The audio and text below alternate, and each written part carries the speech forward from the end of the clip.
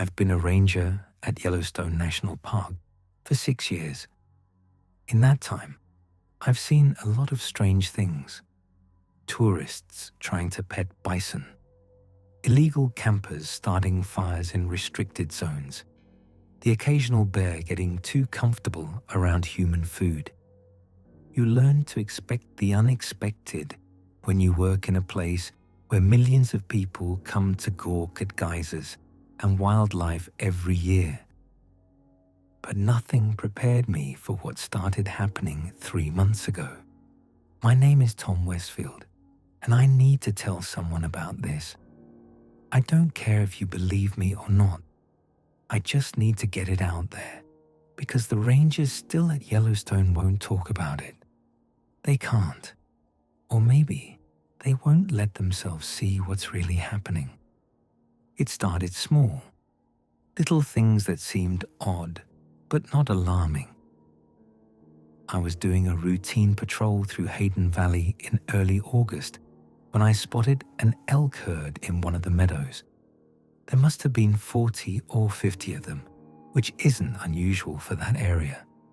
What was unusual was that they were all standing completely still, not grazing, not moving, just standing there like statues. I stopped my truck and watched them through my binoculars for about 20 minutes. They didn't move, didn't twitch.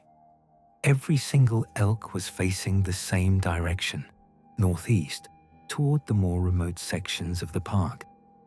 I figured maybe they'd heard something, caught a scent that spooked them. Elk can be skittish, but 20 minutes of absolute stillness, that wasn't normal. I reported it to my supervisor, Frank Morrison, when I got back to the ranger station. Frank had been working at Yellowstone for almost 20 years. If something weird was happening with the wildlife, he'd know about it. Probably just herd behavior, he said, barely looking up from his paperwork. They do that sometimes. Don't worry about it. So I didn't, not then. A week later, I found the ravens. I was checking on one of the trails near Old Faithful when I stumbled across them. Maybe 24 ravens, all dead, arranged in a perfect circle in a small clearing about 50 yards off the trail. There were no obvious signs of trauma, no blood, no indication of what had killed them. They just lay there, wings spread, forming this neat circle maybe 10 feet in diameter. I called it in, and we sent a sample to the wildlife disease team to check for avian flu or poisoning. The results came back negative for everything. The ravens were just dead. Healthy one moment, dead the next, as far as anyone could tell. Nature's weird sometimes, Frank said when I pressed him about it. Could be they ate something that didn't agree with them. Could be a lot of things. But the look in his eyes told me he didn't really believe that. The tourist complaints started around the same time. People reported wolves watching them from the tree lines near the trails. Not hunting behavior, just watching. Standing at the edge of the forest, perfectly still, staring at hikers as they passed. Some tourists said the wolves followed them for miles, always staying just at the edge of visibility, never making a sound. They're wolves, Frank told the concerned tourists. They're curious animals. As long as they're not approaching you or showing aggression, there's nothing to worry about. But I'd been around wolves before. I'd seen them hunt, seen them play, seen them interact with their packs. This wasn't normal wolf behavior. Wolves don't waste energy standing still and staring at things that aren't prey. Then came the bison incident. A herd of about 30 bison blocked the road between Madison Junction and Norris for almost 6 hours. This happens sometimes. Bison use the roads, and you just have to wait them out. But these bison weren't moving along the road. They were standing across it, shoulder to shoulder, like a furry barricade.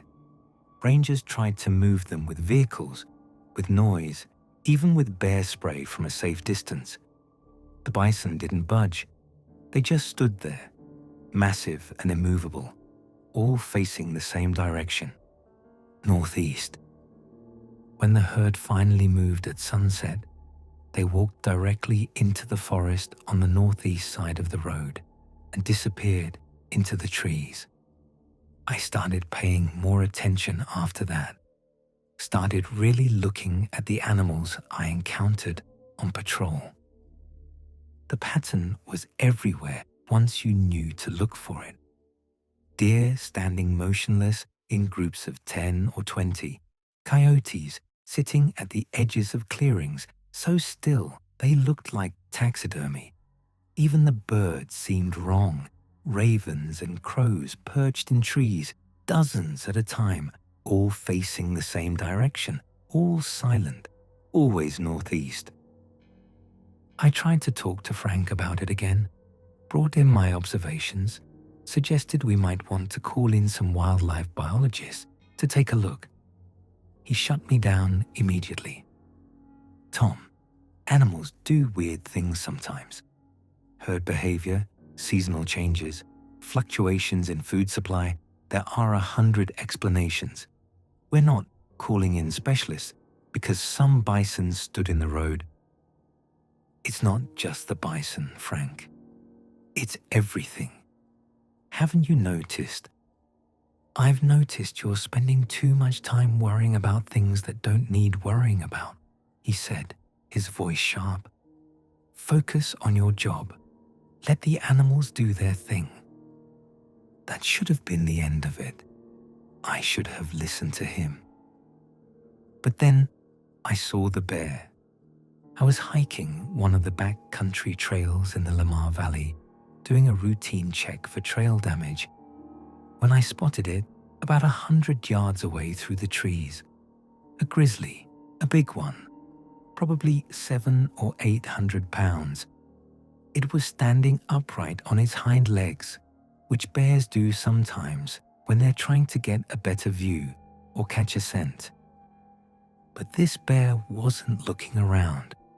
It was standing completely still, facing northeast, its front paws hanging at its sides. I watched it for 3 hours.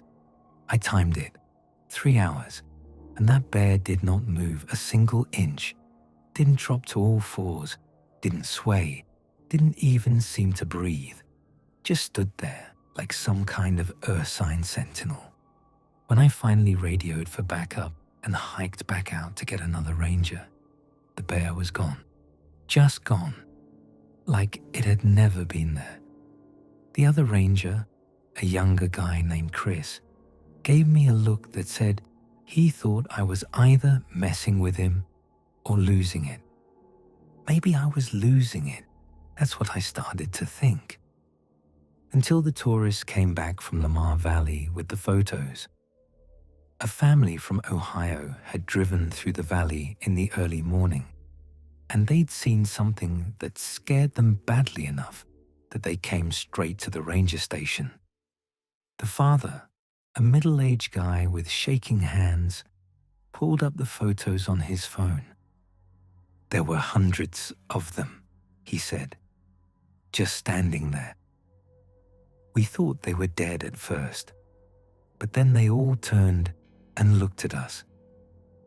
The photos showed exactly what he'd described, the broad expanse of Lamar Valley, and scattered across it in loose groups, deer, elk, bison, wolves, even what looked like a few bears in the distance. Different species, all mixed together, all standing completely still, all facing northeast. Did they make any sound? I asked. Nothing, the wife said. She looked pale, shaken. It was completely silent, not even birds. And when we slowed down to look, they all turned their heads toward us at the same time. Not their bodies, just their heads like they were on swivels. It was the creepiest damn thing I've ever seen, the father added. We got the hell out of there. I drove out to Lamar Valley that afternoon with Chris. The animals were gone by then, but the grass where they'd been standing was flattened in dozens of circular patches, like they'd been standing in those exact spots for hours, maybe days. What do you think it means? Chris asked quietly. I don't know, I said. But that was a lie. I was starting to have an idea, and I didn't like it one bit. Something was calling them. Something in the northeast section of the park. And whatever it was getting stronger. The missing hiker report came in on a Tuesday morning. Kevin Palmer, 32 years old, solo hiker from Colorado. He'd gotten a backcountry permit for the Mount Washburn Trail and was supposed to check in at the ranger station 3 days ago. When he didn't show, and his emergency contact couldn't reach him, they called it in. I joined the search party along with 5 other rangers. We found his campsite easily enough. He'd set up in one of the designated camping areas about 4 miles up the trail. His tent was still standing, the fly pulled tight and properly staked.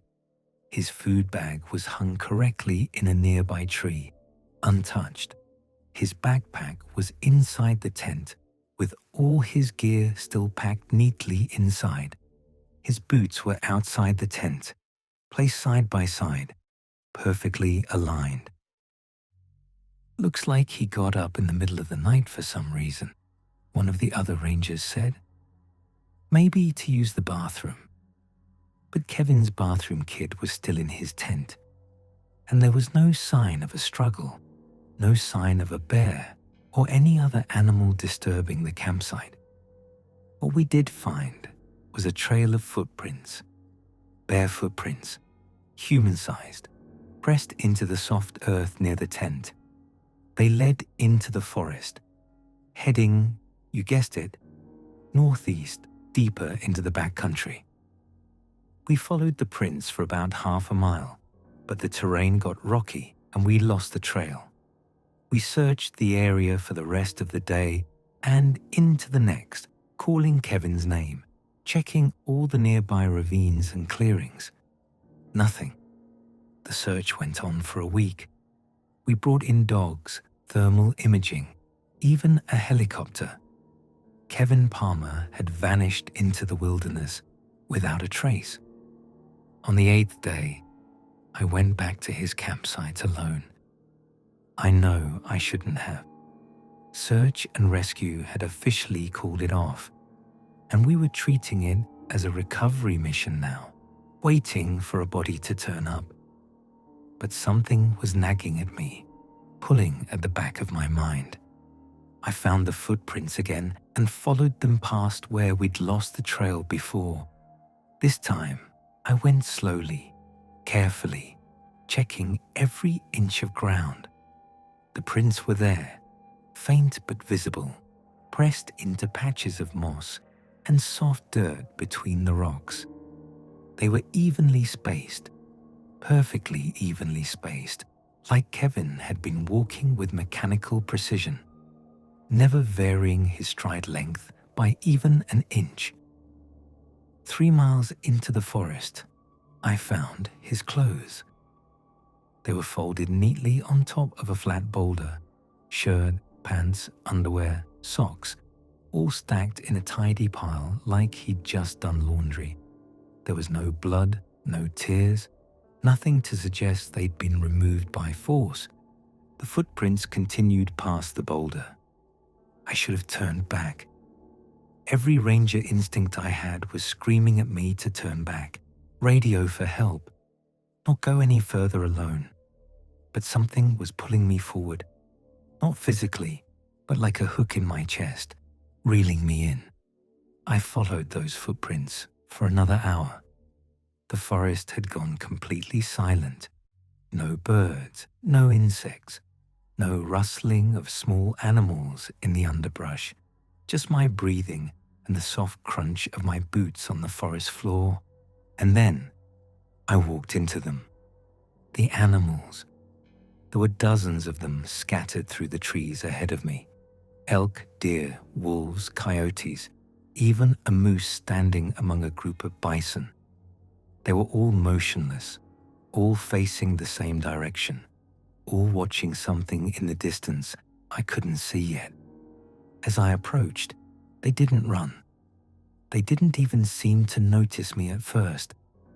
Then slowly, their heads turned. Every single animal turned its head to look at me. Not their bodies, just their heads, swiveling in that same disturbing way the tourists had described. Their eyes were glassy, unfocused, like they were looking at me but not seeing me. I froze. My hand went to the bear spray on my belt, but I didn't draw it. These animals weren't showing aggression. They were just watching. After maybe 30 seconds, their heads all swiveled back to their original position, facing northeast again. Then they parted, not scrambling away like spooked wildlife, but calmly, deliberately, stepping aside to create a clear path through their ranks. The path led northeast, deeper into the forest. They were making way for me, inviting me to continue. Every rational part of my brain was screaming at me to run, but that pull in my chest was stronger than ever. I could almost feel it now, like a rope tied around my ribs, tugging me forward. I took one step forward, then another. The animals remained motionless as I walked between them. A wolf was so close I could have reached out and touched it. Its eyes were fixed on something ahead, and I swear to God, it was barely breathing. The footprints continued past the animals, and I followed them into a clearing. The clearing was maybe 50 yards across, roughly circular. The grass was dead, yellowed and brittle, even though it was the middle of summer and the grass everywhere else was green and lush. Nothing was growing here. No wildflowers, no shrubs, just dead grass and bare earth. In the center of the clearing was a depression in the ground. From where I stood at the edge, it looked like a perfectly circular hole, about 30 feet across. The footprints led straight to it and stopped at the edge. Kevin Palmer was nowhere to be seen. I stood there for a long time, trying to process what I was seeing. This clearing wasn't on any map. I'd studied the topography of this area extensively, and there was no geological feature like this anywhere in the park records. The air felt wrong here, heavy, like the atmospheric pressure had changed, like standing outside right before a massive thunderstorm rolls in. My ears kept trying to pop, but they wouldn't. I walked slowly toward the depression, my boots crunching on the dead grass. When I got close enough to look down into it, my legs almost gave out. The hole went down impossibly deep. The sides were smooth, almost polished, sloping gently inward like a funnel. I couldn't see the bottom. It just descended into darkness, and the darkness seemed to move, to undulate like something liquid, and I could feel it. Whatever was down there, it was aware of me. I don't know how I knew that, but I knew it with absolute certainty. Something vast and ancient and incomprehensibly patient was at the bottom of that pit, and it had felt me arrive the moment I entered the clearing. It was watching me from below. The pull in my chest intensified until it was almost painful. Part of me wanted to step closer, to look deeper, to understand what I was seeing. That part of me whispered that if I just got a little closer, everything would make sense. All the strange animal behavior, the missing hikers, the sensation of being watched. It would all become clear. Then I heard the whispers, not words exactly, but something underneath words, a sound like wind through leaves, like distant water, like the creaking of tree branches, all layered together into something that almost formed language. It was coming from the pit, rising up from that impossible depth, and it was trying to tell me something. It was calling me. It wanted me to come closer, to look deeper, to understand, to join. That's when I noticed the bones. They were scattered in the dead grass around the depression. Not many, and not obvious unless you were looking for them. Small white fragments mixed in with the yellow stalks. A skull here, half buried. A rib cage there, collapsed and broken. Pieces of other people who'd stood where I was standing. People who'd gotten too close. People who'd answered the call. Something in me snapped. The rational part of my brain that had been screaming since I entered the forest finally broke through whatever fog had been clouding my judgment. I stumbled backward, nearly tripping over my own feet, and the pull in my chest became a sharp pain, like something was trying to hold me back. I turned and ran. The animals didn't try to stop me. They just watched with those empty, glassy eyes as I crashed through their ranks, branches whipping at my face, my breath coming in ragged gasps. I ran until my lungs burned, until my legs felt like they would give out, until I burst out of the tree line and onto a hiking trail I recognized. I collapsed on the trail, gasping, shaking, my hands clutched over my chest, where that awful pulling sensation was finally starting to fade. 2 day hikers found me there 20 minutes later and radioed for help. I tried to tell Frank what I'd found, tried to explain about the clearing, the depression, the animals, all of it. I showed him on the map where I thought I'd been, drew out the path I'd taken from Kevin Palmer's campsite. He listened patiently, his expression unreadable, until I finished. "Tom," he said slowly, "there's no clearing in that area. No depression, no geological feature matching what you're describing. I know it's not on the maps, but it's there. I saw it. We need to send a team. We need to—" "We're not sending anyone," Frank said firmly. "Tom, you got turned around in the backcountry. You pushed yourself too hard. You got disoriented. It happens. That area is dense forest, rough terrain. Your mind played tricks on you. My mind didn't create those animals, Frank. It didn't create that pit. Kevin Palmer went down there, and probably others before him. We need to—" Kevin Palmer wandered off his trail and got lost in the wilderness, Frank interrupted. "It's tragic, but it happens every year. People underestimate the backcountry. They get in over their heads, and they don't make it back. That's the reality of this job." I stared at him. "You don't believe me." "I believe you experienced something traumatic out there," he said carefully. "I believe you're dealing with some stress and exhaustion, which is why I'm putting you on administrative leave for 2 weeks, paid. Go home, get some rest, talk to someone if you need to. When you come back, we'll reassess." Frank --. 2 weeks, Tom. That's not a suggestion. I could see in his eyes that arguing would only make things worse. So I took the leave. I went back to my cabin, packed a bag, and drove out of the park. But I couldn't let it go. I spent those 2 weeks digging through old park records at the library in Gardner, looking for any mention of unusual animal behavior or missing hikers. What I found didn't make me feel any better. There had been a cluster of disappearances in the Northeast backcountry in the 1970s.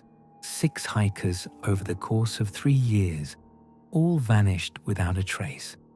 A ranger at the time had filed reports about strange animal congregations in the same general area, describing the same behavior I'd witnessed.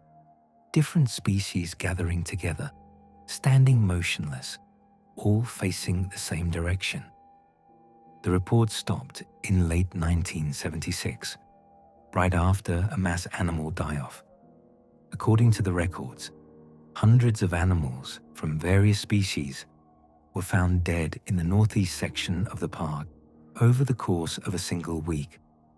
The official explanation was a combination of harsh winter conditions and possible disease, but the reports I found suggested something else. The animals had all been found in the same area, all arranged in rough circles, all facing inward towards something the rangers never identified. After 1976, the disappearances stopped. The animal behavior returned to normal. For almost 50 years, everything had been fine, until 3 months ago, when it started happening again. I tried to contact the ranger who'd filed those reports in the 1970s, a guy named Robert Hayes. I found an obituary from 2003. He'd died of a heart attack, but there was something in the obituary that caught my attention. He'd retired from the Park Service in 1977 and moved to Florida. He'd left Yellowstone and never come back, not even to visit. He'd run away, just like I was thinking about doing. When my 2 weeks were up, I went back to the park. I tried to act normal, tried to focus on my regular duties, but I couldn't stop thinking about that clearing, about the depression in the ground and the darkness inside it, about whatever was down there, waiting. And I couldn't stop noticing the animals. They were still doing it, still standing in groups, still facing northeast, still watching something I couldn't see. But there were more of them now. The behavior was spreading, getting worse. Other rangers were starting to notice too. I'd catch them watching the wildlife with concerned expressions, but no one was talking about it. It was like we'd all agreed to pretend everything was normal. Maybe that was easier than confronting what was really happening. 3 weeks after I got back from leave, it came to my cabin. I woke up in the middle of the night to complete silence. Not the normal quiet of a late hour, but absolute silence. No insects chirping, no wind in the trees, no distant sounds of the forest. Nothing. I got out of bed and went to the window. They were there, all of them. Animals surrounded my cabin in concentric circles like ripples in a pond. Elk in the outer rings, then deer, then wolves and coyotes closer in. Ravens lined the roof of my cabin, sitting shoulder to shoulder, completely silent. Even a bear sat on his haunches near my truck, massive and motionless. They were all facing my cabin, all staring at my window with those empty, glassy eyes. And I could feel it again. That pull in my chest, stronger than it had been in the clearing, so intense it was hard to breathe. Whatever was in that pit was reaching out, and it was using these animals to deliver a message. Come back. Come home. Come to me. I stood at that window for hours while the animals watched. I wanted to run outside, to scream at them, to make them leave, but I was terrified that if I opened the door, I wouldn't be able to stop myself from walking into the forest. from heading northeast, toward that clearing, toward that darkness. The pull was almost unbearable. Just before dawn, as the sky started to lighten in the east, the animals all turned in perfect unison. They faced northeast, and then, as one, they walked away. Within 5 minutes, they'd vanished into the forest like they'd never been there, but I knew they'd be back. And I knew, with absolute certainty, that I couldn't stay here anymore. I went to Frank the next morning and told him I was putting in for a transfer. I didn't give him details, just said I needed a change of scenery, needed to try a different park. He didn't argue. Maybe he was relieved to get rid of the ranger who kept talking about impossible clearings and strange animal behavior. My transfer came through in 2 weeks. They were sending me to Mount Rainier National Park in Washington, as far from Yellowstone as I could get while staying in the Park Service. I packed up my cabin, loaded everything into my truck, and drove away from Yellowstone without looking back. That was 6 months ago. For a while, I thought I was okay. The pull in my chest faded to a dull ache, then to nothing. I threw myself into my work at Rainier, tried to build a new routine, tried to forget about what I'd seen. Then last week, I saw the news article. It was just a small piece in a regional outdoors magazine, barely 3 paragraphs long. Yellowstone National Park had temporarily closed several trails in the northeast backcountry due to unusual seismic activity. The Park Service was investigating potential ground instability and would reopen the trails once the area had been deemed safe. Unusual seismic activity, ground instability. They knew. They'd found it. Or maybe it had grown large enough that they couldn't ignore it anymore. I tried to tell myself it wasn't my problem anymore. I'd gotten out. I was safe. Then I got the letter. It arrived at the ranger station here at Rainier, forwarded from my old address at Yellowstone. There was no return address, no postmark, nothing to indicate where it had come from. Inside was a single photograph. It showed my old cabin at Yellowstone, taken from the forest at the edge of the clearing where I'd parked my truck. The photo was recent. I could see the truck that belonged to whoever had taken over my posting parked in my old spot. But that's not what made my blood run cold. In the photo, the clearing around the cabin was filled with animals. Hundreds of them, maybe thousands, all standing in those concentric circles, all facing the cabin. And among the animals, standing interspersed between the elk and the wolves and the bears, were people. Maybe 20 or 30 people, scattered throughout the crowd of wildlife. They were standing just as still as the animals, just as silent, all facing the cabin. I recognized one of them, even from the distance and angle of the photo. Frank Morrison, my old supervisor. He was standing among a group of elk, his arms at his sides, his face blank, staring at the cabin with the same empty, glassy expression as the animals around him. They'd answered the call.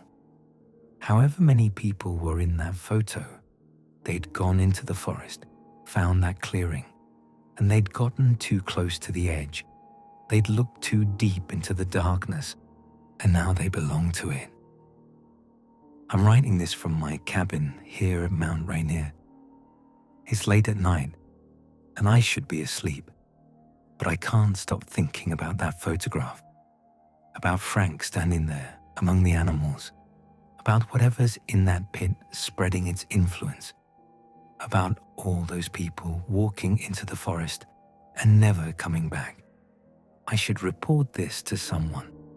The FBI, the CDC, someone with resources and authority who might be able to do something about what's happening at Yellowstone. But would they believe me? Would they listen? Or would they think I'm just another crazy person with a conspiracy theory? And even if they did believe me, what could they do? How do you fight something that's been in the earth since long before humans walked this continent? Something that can reach into your mind and pull you toward it like a fish on a line. The worst part is the pull. It never really went away. I thought it had, but it's still there, faint but constant. A gentle tug in my chest, always pointing in the same direction. Northeast, toward Yellowstone, toward that clearing. It's getting stronger again. Every day, just a little bit stronger. Sometimes, late at night like this, I stand at my window and face northeast. I close my eyes and I can almost see it. That depression in the ground, that darkness at the bottom, that thing that's been waiting for so long. It knows where I am now. It's patient. It can wait for me to come back. And the terrible thing, the thing that keeps me up at night, is that part of me wants to go back. Part of me wants to get in my truck, drive those hundreds of miles, and walk back into that forest, to see that clearing again, to stand at the edge of that pit and look down into the darkness and finally understand what it wants, what it's been calling us toward all this time. I tell myself, I'll never do it, that I'm stronger than that pull, that I can resist it forever if I have to. But I don't know if that's true. I see the way the animals here are starting to behave. The deer standing too still in the meadows, the ravens gathering in the trees, silent and watching. They're not facing northeast yet, but I think it's only a matter of time. Whatever's in that pit at Yellowstone, it's waking up. Maybe it's been waking up slowly for months, or years, or decades. Maybe it goes through cycles, sleeping for generations, then stirring, then calling everything to it before going dormant again. The rangers who were at Yellowstone in the 1970s figured out how to make it go back to sleep, or at least how to make it stop calling for a while. All those animals that died, arranged in circles, maybe that was a sacrifice. Maybe that's what it takes. But if that's true, then what's happening now is just the beginning. It's calling again, and this time it wants more than animals. It wants us. I don't know how long I can resist. Every night the pull gets a little stronger. Every morning I wake up facing northeast, even though I went to sleep facing the other direction. Sometimes I dream about walking, about putting one foot in front of the other, heading northeast, walking for days or weeks until I reach that forest, that clearing, that perfect circular darkness in the ground. In the dreams, I stand at the edge and look down, and the darkness looks back, and I understand everything. Then I wake up with my hand on my truck keys. I'm writing this because someone needs to know. Someone needs to understand what's happening at Yellowstone, even if no one can stop it. The Park Service will try to cover it up, to explain it away as seismic activity or animal disease or anything that sounds more rational than the truth. But the truth is that there's something old in the earth there, something that was there before the park, before the forests, maybe before anything we'd recognize as life. It sleeps and it wakes, and when it wakes, it calls, and when it calls, we answer. If you're reading this and you're planning a trip to Yellowstone, stay away from the northeast backcountry, stay on the main roads, Stick to the popular trails. Don't wander off alone. And if you see animals behaving strangely, standing too still, facing the same direction, watching you with empty eyes, turn around and leave. Don't follow them. Don't try to see what they're looking at. And whatever you do, don't listen to the pull. Don't let it convince you to go deeper into the forest, to find that clearing, to look into that darkness. Because once you get close enough, once you see it, I don't think you can ever really leave.